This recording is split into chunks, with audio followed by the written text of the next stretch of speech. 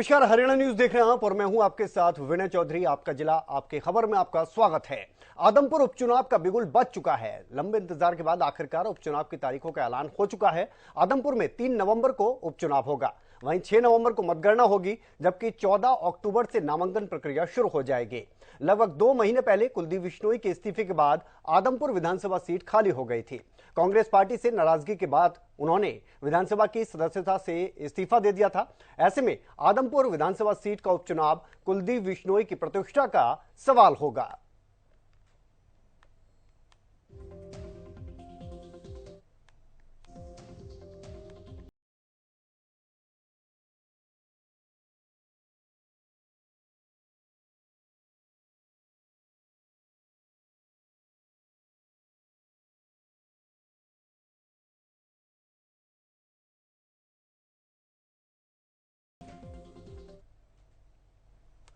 तो आदमपुर उपचुनाव को लेकर सियासतदानों ने अपनी जीत के दावे भी शुरू कर दिए हैं। कैबिनेट मंत्री कंवरपाल गुर्जर ने आम चुनाव की अगर बात करें तो उसकी तुलना में उपचुनाव को ज्यादा गंभीरता से लेने की बात कही है। उन्होंने कहा कि उनके लिए हर चुनाव बहुत ज्यादा महत्वपूर्ण होते हैं, चाहे वो उपचुनाव हो या फिर आम चुनाव हो। वहीं कुलदीप बिश्नोई की अगर बात करें तो उन्होंने कुलदीप बिश्नोई को लेकर कहा है कि बीजेपी में आने से जीत के चांस ज्यादा बढ़ गए हैं। वहीं पूर्व सीएम भूपेंद्र सिंह हुड्डा की अगर बात करें तो उन्होंने आदमपुर को कांग्रेस का गढ़ बताया है। साथ ही आदमपुर उपचुनाव में कांग्रेस की जीत का दावा भी किया है। वहीं इनेलो नेता अभय चौटाला ने चुनाव पर कहा है कि आदमपुर में चुनाव कराने की कोई जरूरत नहीं। उन्होंने कहा कि कुलदीप बिश्नोई और बीजेपी ने इस चुनाव को कराकर लोगों को धोखा दिया है।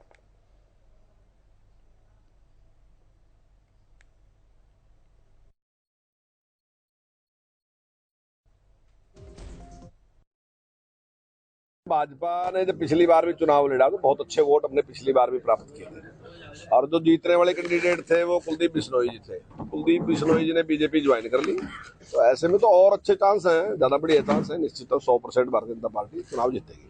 तो क्या इस बार जो कुलदीप बिश्नोई जी है उनके बेटे को टिकट दिया जाएगा या क्या आगे विचार है? देखिए, उसका फैसला तो जो चुनाव समिति है वो करती है और वो जो भी निर्णय करेगी, वो चाहे उनके बेटे का निर्णय करती है या कुलदीप का निर्णय करती है और किसी कार्यकर्ता का निर्णय करती है, तो पार्टी ने फैसला करना है। तो सोनाली फोगाट की मौत के बाद क्या लगता है कुछ फर्क पड़ेगा? मैं समझता सब वर्कर सारे के सारे साथ हैं। वो एक दुखद घटना है, उससे सारी पार्टी को दुख है उस बात का, लेकिन इसका मतलब ये नहीं है कि मैं समझता हूँ कि वो सब लोग साथ हैं और सब मिलकर चुनाव लड़ेंगे और वो बीजेपी के खिलाफ थोड़ी है, वो बीजेपी के पक्ष में है। जो आज इलेक्शन कमीशन ने नोटिफिकेशन किया है, जारी किया है, 7 से शुरू हो जाएगा। 14 तारीख को नामांकन पत्र भरना आखिरी डेट है। तो जो मैंने कहा कि वहाँ कांग्रेस पार्टी ही का उम्मीदवार जीतेगा। वहाँ कांग्रेस पूरी तरह से तैयार है और लोग भी तैयार हैं। लोग भी चाहते हैं कांग्रेस पार्टी की ओर। ये उपचुनाव किन परिस्थितियों में हो रहा है, ये परिस्थितियां किसने पैदा करी, इसके लिए कौन जिम्मेवार है? ये उपचुनाव जो है, ये इस्तीफा कोई इस बात के लिए नहीं दिया गया था कि कोई मेजर रीजन हो गया जिसकी वजह से इस्तीफा देना पड़े। मैंने तो इस्तीफा दिया था तो किसान आंदोलन चल रहा था, केंद्र की सरकार किसान को कमजोर कर रही थी, उसको जमीन से बेदखल कर रही थी, कहीं किसान की रोजी रोटी छीनने का काम कर रही थी। मैंने तो उन हालात में किसानों की लड़ाई लड़ने के लिए इस्तीफा दिया था। अपने हल्के के एक एक व्यक्ति से पूछ करके बात करके फिर रिजाइन करने का काम किया था। कुलदीप बिश्नोई ने क्यों इस्तीफा दिया, ये पूछने वाली बात है। कुलदीप बिश्नोई तो ये कह करके चुनाव जीतते रहे आज तक कि मैं अगला मुख्यमंत्री बनूंगा। क्या वो मुख्यमंत्री बनने के लिए उन्होंने रिजाइन किया या अपने बेटे को राजनीति में स्थापित करने के लिए? ये इस्तीफा लोगों के हितों में नहीं दिया गया, ये इस्तीफा स्वार्थ में दिया गया है। अपने स्वार्थ की पूर्ति के लिए अपने आप को कहीं ईडी से, इनकम टैक्स से, सीबीआई से, इन एजेंसियों से बचाने के लिए दिया गया है। वहीं हरियाणा पंचायत चुनाव को लेकर आज राज्य चुनाव आयोग बड़ी घोषणा करने वाला था, लेकिन पंचायत चुनाव को लेकर होने वाली इस बैठक को टाल दिया गया है, जिसके बाद खबर आ रही है कि अब जो शेड्यूल जारी हो सकता है वो दशहरे के बाद ही होगा। आपको बता दें कि इससे पहले 2016 में 3 चरणों में पंचायत चुनाव कराए गए थे, जिसके बाद कोरोना महामारी और आरक्षित सीटों की वजह से लगातार चुनाव टलता जा रहा है। ऐसा माना जा रहा है कि चुनाव आयोग इस बार 4 चरणों में पंचायत चुनाव करवा सकता है। इससे पहले 2010 और 2015 में होने वाले पंचायत चुनाव में भी देरी देखने को मिली थी।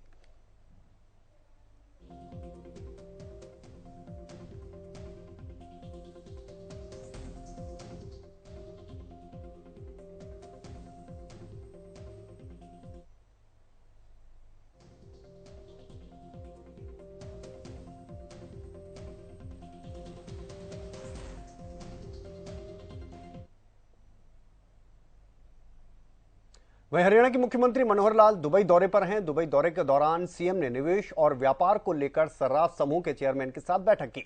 उनके साथ डिप्टी सीएम दुष्यंत चौटाला भी मौजूद हैं। वहीं मुख्य प्रधान सचिव डीएसडीसी पीएस.वी. उमाशंकर भी मौजूद रहे।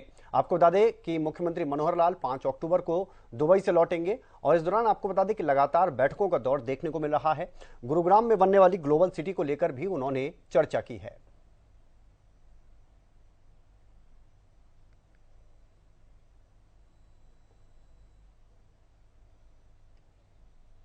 वहीं मुख्यमंत्री मनोहर लाल के पिछले दुबई दौरे के दौरान सीएम के पासपोर्ट भूलने के मामले में सरकार की ओर से बड़ी कार्रवाई की गई है। इस मामले में प्रोटोकॉल अफसर श्यामल दास की ओर से ड्यूटी में लापरवाही बरती गई, जिसकी वजह से अंडर सेक्रेटरी कृष्ण कुमार ने प्रोटोकॉल अफसर श्यामल दास को सस्पेंड कर दिया है और सस्पेंशन के जो ऑर्डर हैं वो श्यामल दास से सभी प्रशासनिक अधिकारी वापस ले लिए गए हैं, अधिकार जो भी उनको दिए गए थे। और इसके अलावा आपको बता दें कि उनको ये जो ऑर्डर हैं वो थमा दिया गया है।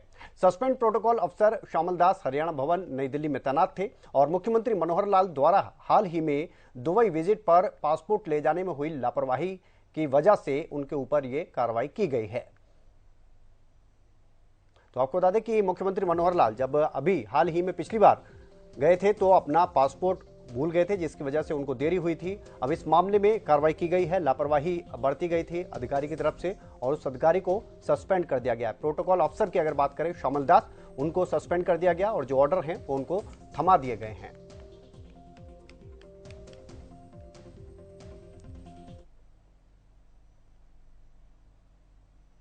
वहीं राजस्व संबंधी मामलों के त्वरित निपटारे के लिए झज्जर जिला में राष्ट्रीय लोक अदालत की तर्ज पर विशेष राजस्व अदालत का भी आयोजन किया जाएगा। सामान्य जनमानस की सुविधा के विशेष राजस्व अदालत के माध्यम से सालों से लंबित मामलों का आपसी सहमति से अब निपटारा किया जाएगा। रोहतक मंडल के आयुक्त जगदीप सिंह ने ये निर्देश झज्जर में सिंचाई एवं जल संसाधन विभाग के नीर विश्राम गृह में अधिकारियों की बैठक को संबोधित करते हुए दिए। राजस्व संबंधित मामलों की समीक्षा करते हुए मंडल आयुक्त ने कहा कि रेवेन्यू कोर्ट में अनेक मामलों का निपटारा आसानी से किया जा सकता है। इसके लिए दिवाली के उपरांत विशेष राजस्व अदालत का आयोजन किया जाए ताकि लोगों को लंबित मामलों में समय पर न्याय मिल सके।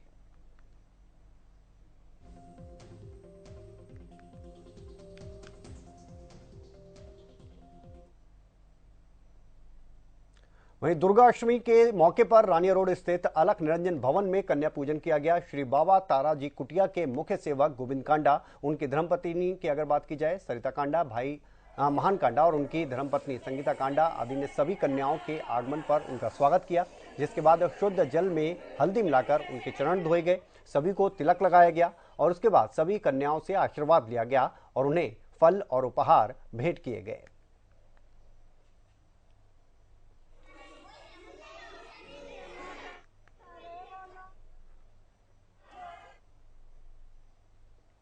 वहीं हरियाणा में धान की खरीद लगातार जारी है। प्रदेश में 1 अक्टूबर से धान की खरीद शुरू हुई थी। बात करें सोहना की, तो सोहना की अनाज मंडी में फैल रही गंदगी और अवैध अतिक्रमण को लेकर एसडीएम ने अनाज मंडी का निरीक्षण किया। वहीं फतेहाबाद जिले में कहीं भी धान की सरकारी खरीद अब तक शुरू नहीं हो पाई है, जबकि सोनीपत की अनाज मंडी में अभी तक 9 गेट पास से ही कटे हैं।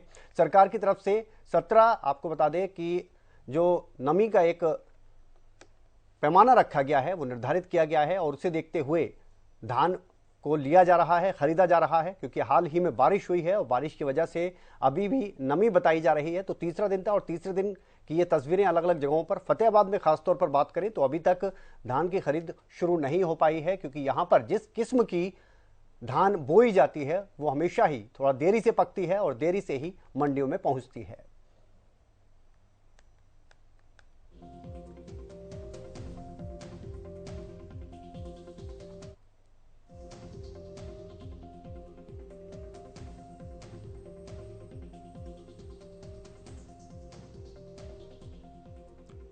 तो ये 4 तस्वीरें आप देख सकते हैं धान खरीद को लेकर। हम आपको लगातार दिखा रहे हैं कि किस तरह से धान की खरीद की जा रही है सोहना, फतेहाबाद, सोनीपत और गोहाना की।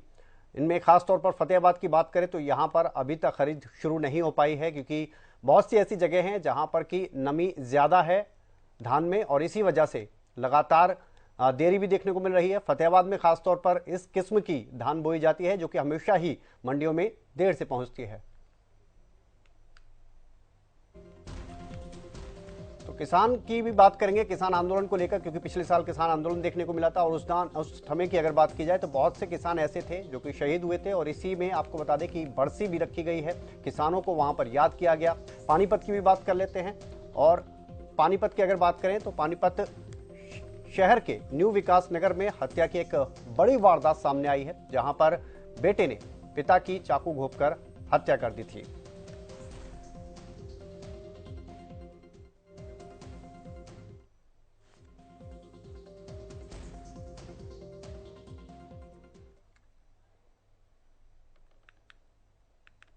पानीपत की हम लगातार बात कर रहे हैं, किस तरह से अपराध की जो वारदातें हैं वो लगातार बढ़ती जा रही है, और अब तो रिश्ते भी शर्मसार हो रहे हैं।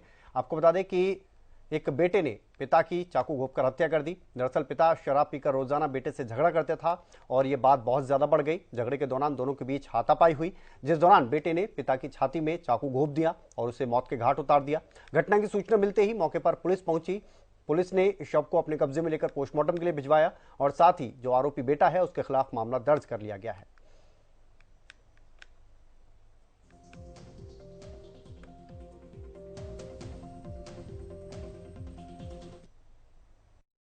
ये बाप बेटा हैं दोनों। बाप शराब पीता था, रोजाना काम था। कल भी ये शराब पी के आया था। बेटे के साथ इसने झगड़ा कर दिया, बेटे ने चाकू उठा के इसका मार दिया, उससे ही मर गया। इसमें मामला दर्ज हो गया है। हाँ, मामला दर्ज हो गया जी। गिरफ्तार किया किसी को? नहीं, अभी नहीं किया जी। पलवल की बात करते हैं। पलवल के गांव मानपुर में दहेज के चलते एक 22 साल की युवती ने, आपको बता दें, आत्महत्या कर ली। दरअसल शादी से पहले ही आपको बता दें कि लगातार इस युवती ने इस शादी को लेकर इनकार किया था, लेकिन शादी होने के बाद आपको बता दें कि लगातार इसे ससुराल पक्ष की तरफ से परेशान किया जा रहा था। गाड़ी की मांग की जा रही थी, 5 लाख रुपए मांगे जा रहे थे, और मांग पूरी नहीं हुई। इसी वजह से लगातार इसको प्रताड़ित किया जा रहा था। उसके साथ अक्सर मारपीट की भी बात वो लगातार अपने परिजनों को बताती रहती थी, लेकिन किसी तरह से इस शादी को आगे बढ़ाया जा रहा था, जिसके बाद महिला इतनी ज्यादा परेशान हो गई कि उसने फांसी लगा ली और अपनी जीवन लीला समाप्त कर दी। पुलिस की अगर बात करें तो पुलिस ने महिला के पिता की शिकायत पर ससुराल पक्ष के 7 लोगों के खिलाफ मामला दर्ज किया है, और साथ ही महिला का जो पोस्टमार्टम है वो करवाया गया है, परिजनों को शव सौंप दिया गया है, और जल्द ही इस मामले में गिरफ्तारी का आश्वासन पुलिस की तरफ से दिया गया है। इसके जो ससुराल वाले हैं इसको दहेज से परेशान कर रहे थे। कल इसने इसको परेशान आके फंसे 7 आदमियों के खिलाफ करी। 7 ससुर, देवर और 3 ननद है इनकी। एक लड़की शादीशुदा है और नंदेव का है। 7 आदमियों के खिलाफ मुकदमा। अभी पोस्टमार्टम करा रहे हैं। पोस्टमार्टम कराने के बाद फिर आगे ऊपर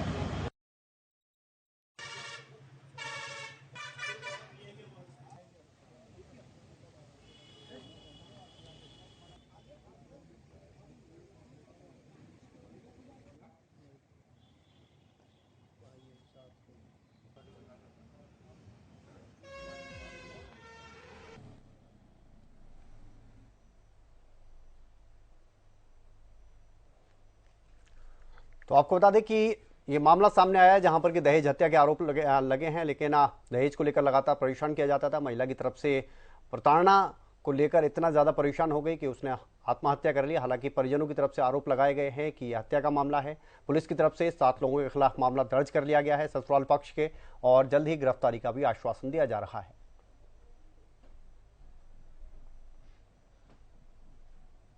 बात चरखी दादरी की करते हैं। गांव कासनी में युवक की गोली मारकर हत्या कर दी गई। दरअसल जब युवक अपने घर के पास गली में खड़ा था, तभी बाइक पर सवार होकर आए बदमाशों ने युवक पर अंधाधुंध फायरिंग कर दी, जिसमें मौके पर ही युवक की मौत हो गई। आपको बता दें कि हत्या कर फरार हो रहे आरोपियों की बाइक सामने से आ रहे ट्रैक्टर से टकरा गई, जिसके बाद बदमाशों ने बाइक वहीं पर छोड़ दी और वहां से फरार हो गए। सूचना मिलते ही पुलिस मौके पर पहुंची। डीएसपी और सीआईए टीम ने शव को कब्जे में लेकर पोस्टमार्टम के लिए भिजवा दिया है। फिलहाल मामले की जांच की जा रही है।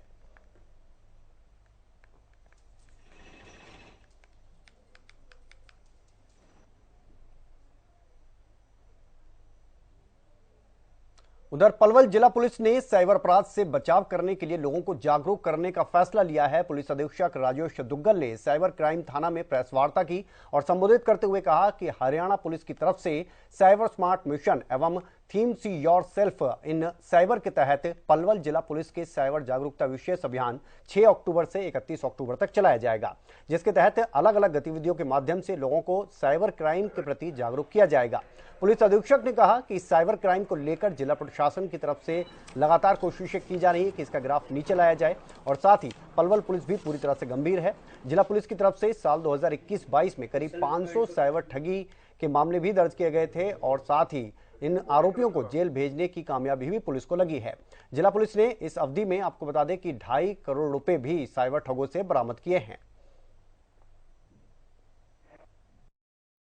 जो मिशन है साइबर क्राइम जो आजकल बढ़ रहे हैं उसके बारे में है भाई, उसकी अवेयरनेस के बारे में है। सभी हो साइबर स्मार्ट मिशन एवं C cell yourself in cyber, ये हमारा मिशन है। ये MHA हमारी जो है उसकी तरफ से ये गाइडलाइन आई है।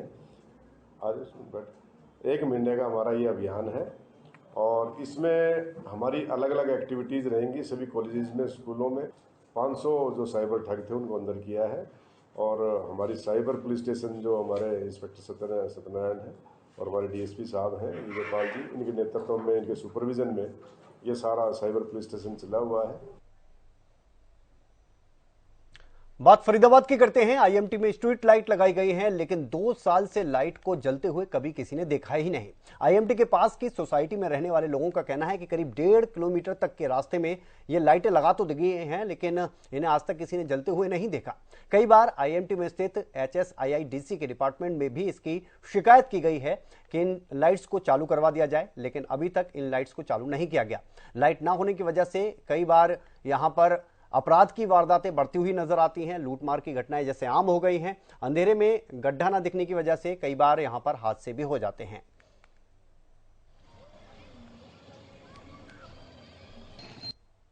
जो हमारी ये रोड है इसमें बहुत सारे गड्ढे हैं और यहाँ पे स्ट्रीट लाइट, ये रोड लाइट भी नहीं है। रात होते ही अंधेरा हो जाता है, जिसकी वजह से आए दिन लूटपाट होती रहती है, एक्सीडेंट। और वहाँ पे सड़क पे ही बहुत सारे ट्रक भी खड़े रहते हैं, जिसकी वजह से आए दिन एक्सीडेंट होते हैं। और हमने IMT डिपार्टमेंट में शिकायत की है वहाँ के अधिकारियों से, लेकिन अभी तक कोई सुनवाई नहीं हुई है इस चीज़ पे। सर 1-1.5 साल हो गया इस चीज़ को, अभी तक इस पे कोई सुनवाई नहीं हुई है।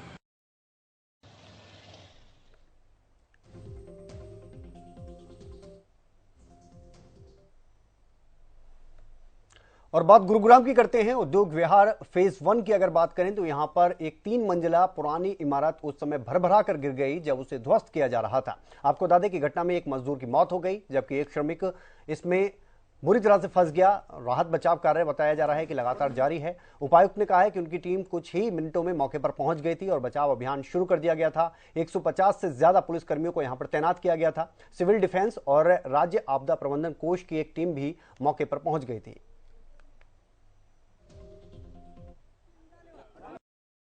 फेज 1 में आज ये हादसा हुआ है और इस इंसिडेंट में एक जो बिल्डिंग थी जिसके कंडमनेशन का और तोड़फोड़ का कार्य कुछ मजदूर कर रहे थे। ये लोग यूपी के उन्नाव जिले के रहने वाले हैं और उनमें से अभी तक जो हमें खबर मिली है उसमें एक डेड बॉडी हम अभी निकाल चुके हैं। 2 लोग सुरक्षित बाहर निकाले गए हैं और एक और आदमी के फंसे होने की आशंका है। NDRF और SDRF की टीमें यहाँ पे पहुँच गई हैं। प्रशासन ने उनको बुलाया है और वो जो एक डेड बॉडी है, एक इंडिविजुअल एक डेड बॉडी तो निकाल चुके हैं और एक इंडिविजुअल जिसके फंसे होने का अंदेशा है उसका रेस्क्यू ऑपरेशन अभी जारी है।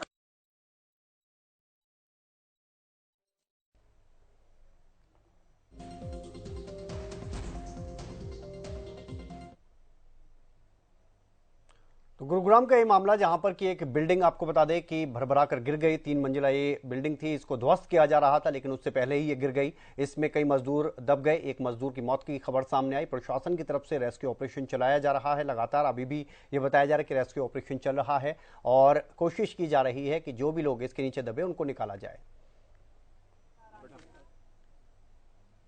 वहीं फरीदाबाद के सेक्टर 10 और 11 का डिवाइडिंग रोड जिसे 4 महीने में बनकर तैयार हो जाना था, वो 3 साल बीत जाने के बाद भी अधूरा ही पड़ा है। केंद्रीय राज्य मंत्री कृष्णपाल गुर्जर और विधायक नरेंद्र गुप्ता ने सड़क निर्माण कार्य 3 नवंबर 2019 को पूरा करवाने की बात कही थी। लोगों का कहना है कि सड़क की हालत खराब होने की वजह से बरसात के दिनों में यहां पर पानी भर जाता है, कई फुट तक पानी भर जाता है। सड़क में गड्ढे होने से वाहन चालक इन गड्ढों में गिर जाते हैं और घायल हो जाते हैं। लोगों ने विधायक से गुहार लगाई, लेकिन अब तक इस पर कोई ध्यान नहीं दिया जा रहा है।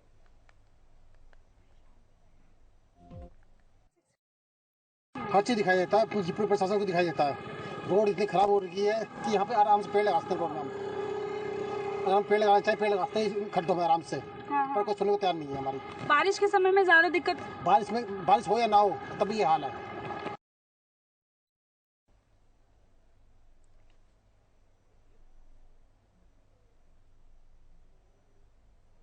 चलिए, इसी के साथ फिलहाल इस बुलेटिन में इतना ही। आप बने रहिए हरियाणा न्यूज के साथ। नमस्कार।